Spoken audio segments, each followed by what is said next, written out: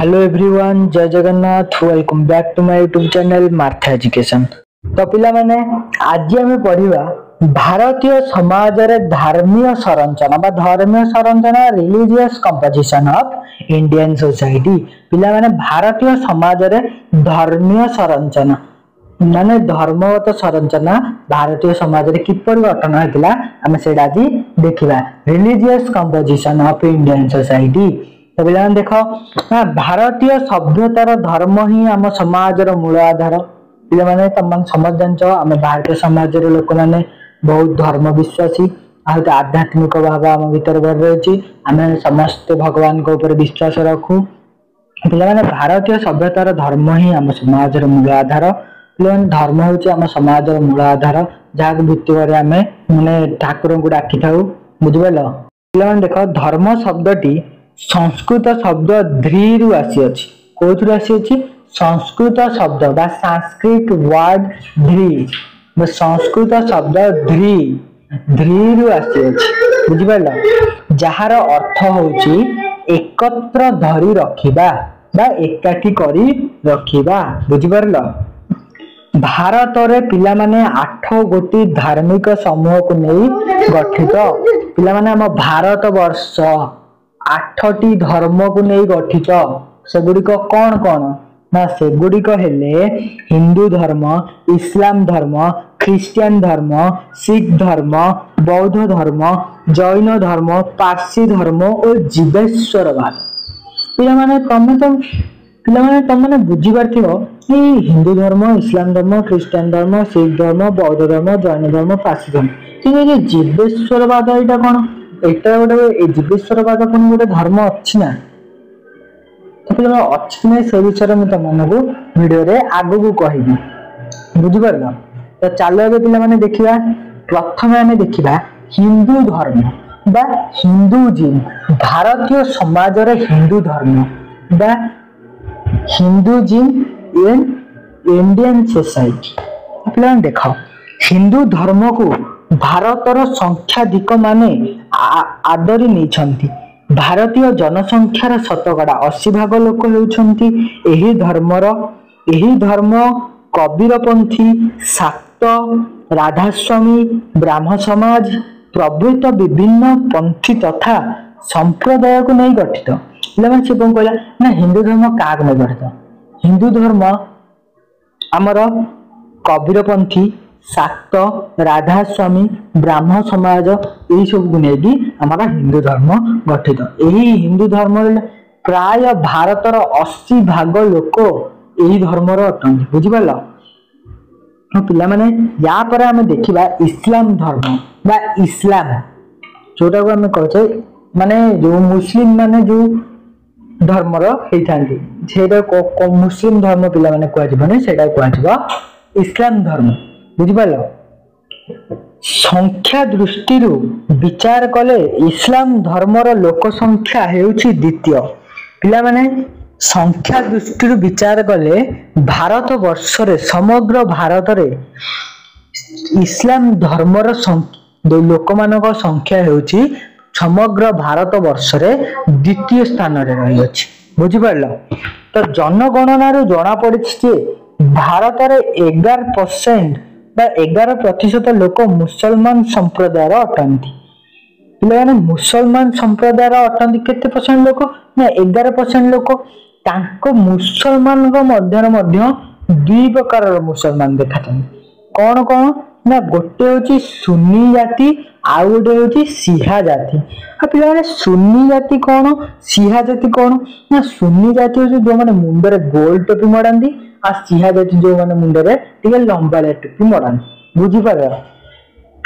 तो पिला माने एही दुईटी संप्रदाय को नहीं इस्लाम धर्म गठित। बुझी पारल? तापर पिला माने देखिबा ख्रिस्टियन धर्म। क्रिश्चियनिटी बा क्रिश्चियन धर्म कौन? भारतीय समाज रे ख्रीष्ट धर्म कौन? पिला माने भारतर जनसंख्यार शतकड़ा 2.45 भाग लोक ख्रीष्ट धर्मर। सेमानक मध्य रे अधिकांश केरलवासी, रोमयक थोलिल ଓ ପ୍ରୋଟେଷ୍ଟାଣ୍ଟ ସମ୍ପ୍ରଦାୟ ଦୁଇଟି को नहीं ଖ୍ରୀଷ୍ଟିଆନ ଧର୍ମ ଗଠିତ। ପିଲାମାନେ ସିଏଠି କଣ କହିଲା, ସିଏଠି କହିଲା କି ନା ଭାରତରେ 2.45 ଭାଗ ଲୋକ ଖ୍ରୀଷ୍ଟିଆନ ଧର୍ମର ଅଟନ୍ତି।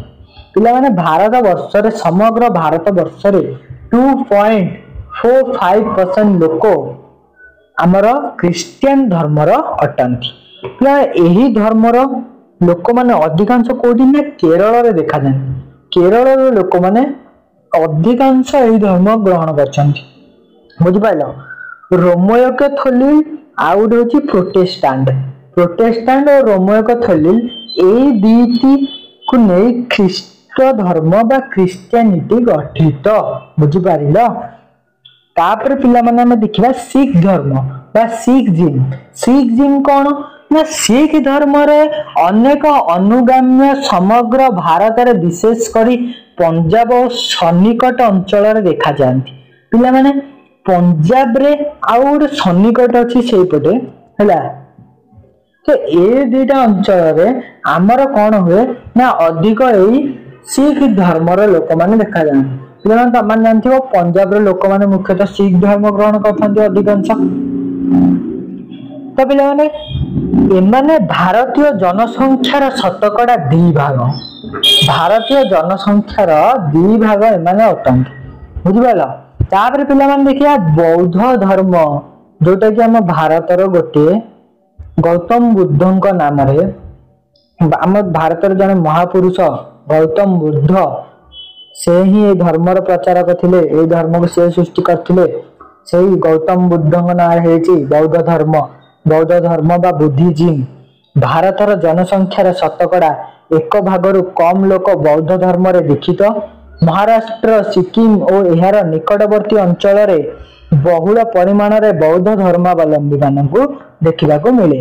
ହୀନଯାନ ଓ ମହାଯାନ ସମ୍ପ୍ରଦାୟକୁ ନେଇ ବୌଦ୍ଧ ଧର୍ମ ଗଠିତ। ପିଲାମାନେ ସେ କଣ କହିଲା ନା ହୀନଯାନ ଆଉ ଗୋଟେ ହଉଛି ମହାଯାନ, ଏଇ ଦିଟା ନେଇକି ଏଇ ଦିଟା ସମ୍ପ୍ରଦାୟକୁ ନେଇକି ଆମର ବୌଦ୍ଧ ଧର୍ମ ଗଠିତ। ବୁଝିପାରିଲ?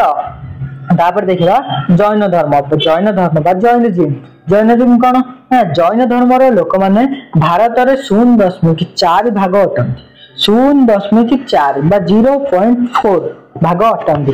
ସେମାନେ ସାଧାରଣତଃ ନଗରବାସୀ ଏବଂ ପଞ୍ଜାବ, ଉତ୍ତରପ୍ରଦେଶ, ଗୁଜୁରାଟ, ରାଜସ୍ଥାନ ଓ ମହାରାଷ୍ଟ୍ର ଅଞ୍ଚଳରେ ବସବାସ କରନ୍ତି। ଜୈନ ଧର୍ମାବଲମ୍ବୀ ମାନେ ମୁଖ୍ୟତଃ 3ଟି ସମ୍ପ୍ରଦାୟର ବିଭକ୍ତ, ଯଥା ଦିଗାମ୍ବର, ଶ୍ୱେତାମ୍ବର ଓ ଧୁନ୍ଦିଆ। ପିଲାମାନେ ଏଇ 3ଟି ସମ୍ପ୍ରଦାୟକୁ ନେଇକି ଜୈନ ଧର୍ମ ଗଠିତ। ବୁଝିପାରିଲ? ତାପରେ ଆସିବ ଆମର ପାର୍ସୀ ଧର୍ମ। ପାର୍ସୀ ଧର୍ମ କଣ ନା ଏହି ଧର୍ମାନୁଗାମୀ ମାନଙ୍କର ଜନସଂଖ୍ୟାର 1 ଲକ୍ଷରୁ କିଛି ଅଧିକ। ଏମାନଙ୍କ ମଧ୍ୟରୁ ଅଧାରୁ ଅଧିକ ମୁମ୍ବାଇ ସହରରେ ବାସ କରନ୍ତି। ବୁଝିପାରିଲ? ଜୀବେଶ୍ୱରବାଦ। ପିଲାମାନେ କହିଥିଲେ ଜୀବେଶ୍ୱରବାଦ କଣ, ଆଗକୁ ତମମାନଙ୍କୁ କହିବି। ପିଲାମାନେ ଏଇଠି ଦେଖ ଜୀବେଶ୍ୱରବାଦ ବା ଆନିମିଜିମ୍। ଆନିମିଜିମ୍ ପିଲାମାନେ ତମେ ଜାଣିଥିବ ଅଧିକାଂଶ ଜନଜାତି ସମୂହର ସଦସ୍ୟମାନେ ଏହି ଧର୍ମାନୁଗାମୀ। ପାହାଡ, ପର୍ବତ, ପଥର, ନଦୀ ଏବଂ ସର୍ବୋପରି ବୃକ୍ଷର ଈଶ୍ୱର ସତ୍ତା ଥିବାର ସେମାନେ ବିଶ୍ୱାସ କରନ୍ତି। ଭାରତରେ ପ୍ରାୟ 30 ନିୟୁତ ଲୋକ ଜୀବେଶ୍ୱରବାଦରେ ବିଶ୍ୱାସ କରନ୍ତି। ପିଲାମାନେ ଭାରତରେ ଯେତେ ସବୁ ଜନଜାତି ମାନେ ଅଛନ୍ତି ସେମାନେ କଣ କରନ୍ତି ନା ସେମାନେ ଜଙ୍ଗଲରେ ବସବାସ କରନ୍ତି। ଜଙ୍ଗଲରେ ବସବାସ କରିବା ପରେ ଆମେ କଣ ସାଧାରଣତଃ ଆମେ ଧର୍ମ ଅର୍ଜନ କରିବା ଆମେ କୋଉଠି ଯାଉ? ମନ୍ଦିରକୁ ଯାଆନ୍ତି। ଆମେ ମାନେ କୋଉଠି ଯାଉ? ମନ୍ଦିରକୁ ଯାଉ। ସେମାନଙ୍କର ତ ସେଠି ମନ୍ଦିର ନଥାଏ ନା, ଜଙ୍ଗଲରେ କୋଉଠି ମନ୍ଦିର ଆସିବ? ତ ସେମାନେ କଣ କରନ୍ତି ନା ସେଗୁଡା ପଥର ହଉ କି ଗୋଟେ ଗଛ ହଉ ତା ଦିହରେ ଆମର ସବୁ ମାନେ ବାନ୍ଧିକି ସବୁ ଯୋଉ ସେଟା କଣ କହନ୍ତି ତ ମୋର ମନେ ପଡୁନି, ସେ ଯୋଉ ଠାକୁରଙ୍କ କନା ଯୋଉ ବାନ୍ଧିକି ତାକୁ ସେଠି ସବୁ ତାକୁ ଧୂପ ଦୀପ ସବୁ ଜାଳିକି ସେଠି ପୂଜା କରନ୍ତି ହେଲା। ତ ସେଇଟା କଣ କୁହାଯାଏ ନା ସେଇଗୁଟାକୁ ହିଁ ଜୀବେଶ୍ୱରବାଦ କୁହାଯାଏ। ତମାନେ ଆଉ ପିଲାମାନେ ତମାନେ ଦେଖିଥିବ ମାନେ ଏଇ ଆମର ଏଇ ଅଞ୍ଚଳ ମାନଙ୍କରେ ମଧ୍ୟ ହଉଛି କିଛିଟା ପଥରକୁ ଦେଖୁଥିବ ତମାନେ ପୂଜା କରୁଛନ୍ତି କିଛି କିଛି ଜାଗାରେ। ଗୋଟେ ଗୋଟେ ପଥରକୁ ଗୋଟେ ଗୋଟେ ଗଛକୁ ବି ପୂଜା କରୁଛନ୍ତି ଦେଖିଥିବ। ତ ସେଇଟାକୁ କୁହାଯାଏ ଜୀବେଶ୍ୱରବାଦ। बा एनिमिज्म बुझिपाल। तो पिला माने आशा करूची तुम मानको वीडियोटी भल लागिची। जदि वीडियोटी भल लागिची वीडियोटी को लाइक कमेंट शेयर कर दियंतु एवं जदि आम चैनल को नुआ करे विजिट करछंती ताहाले सब्सक्राइब बटन ने क्लिक करी बेल आइकन को प्रेस कर दियंतु जहा फल रे कि आम नुआ वीडियो रे नोटिफिकेशन आपन पाखरे सहज रे पहुंच जाय पारे। परंतु